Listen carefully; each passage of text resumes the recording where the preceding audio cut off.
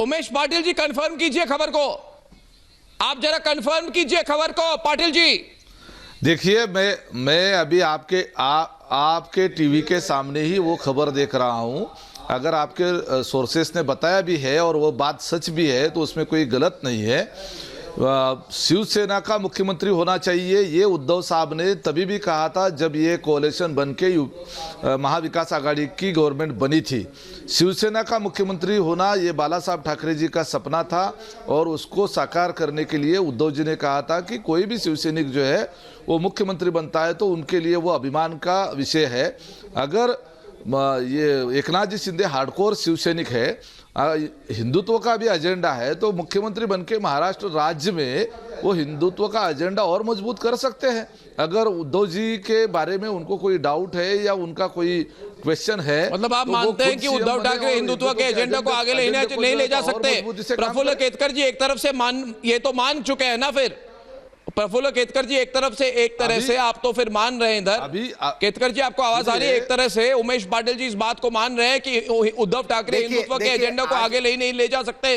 Compromise किए उन्होंने हिंदुत्व के एजेंडा के साथ, बाला साहब ठाकरे के एजेंडे के साथ उन्होंने कॉम्प्रोमाइज किया है। उमेश पाटिल ने एक तरह से इस बात को मान ली। प्रफुल्ल केतकर बिल्कुल किए, इसमें कोई डाउट नहीं है। मुझे ये बताइए, शिवसेना अपोजिशन में रहती है, एनसीपी कांग्रेस के साथ नहीं रहती, तो क्या पालघर वाले साधु के मुद्दे पर शिवसेना यही भूमिका लेती? क्या ज्ञानवापी पर यही भूमिका लेती? जिस बाला साहब ने कहा था मैं किसी पर भी विश्वास कर सकता हूं, शरद पवार पर विश्वास नहीं कर सकता हूं, शरद पवार के कहने पर मैं मुख्यमंत्री बना, ऐसे आज उद्धव ठाकरे कहते हैं। जिस बाला साहब ठाकरे ने कहा था कि कांग्रेस के साथ हाथ मिलाने से पहले, 10 जनपद के सामने झुकने से पहले मैं अपनी शिवसेना बंद कर दूंगा, उस कांग्रेस के साथ जाकर खड़े रहे और फिर कहते हैं बाला साहब की शिवसेना बची हुई है। तब आज जब एकनाथ शिंदे इस पर क्वेश्चन कर रहे हैं तो इन प्रश्नों का उत्तर देना चाहिए था उद्धव ठाकरे को। ये उत्तर क्यों नहीं दे पा रहे?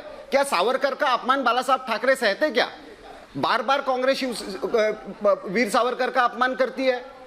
ये सारे कोर मुद्दे थे, ये सारे कोर मुद्दे थे। आज शिवसेना उससे भटक क्यों गई है? उसका शिवसेना को, शिवसैनिकों को उत्तर देना पड़ेगा।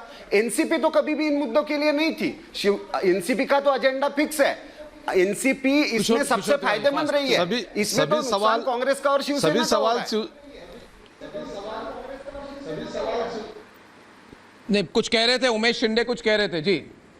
जरा मैं बात नहीं देना चाहिए उमेश पाटिल जी कुछ कह रहे थे। कभी बीजेपी को भी खुद की तरफ देखना चाहिए। पीडीपी के साथ अलायंस किया था कश्मीर में, तब बीजेपी का हिंदुत्व का मुद्दा कहां गया था? तब बीजेपी का देशभक्ति का मुद्दा कहां गया था?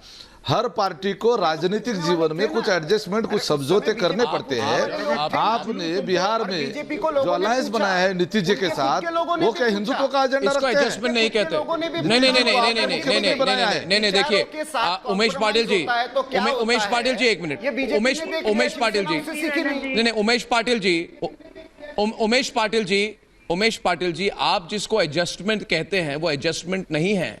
हाँ सुनो, वो होती है राजनीतिक आत्महत्या, जिसको कहते हैं अंग्रेजी में रत्नाकर त्रिपाठी जी पॉलिटिकल सुसाइड, है ना।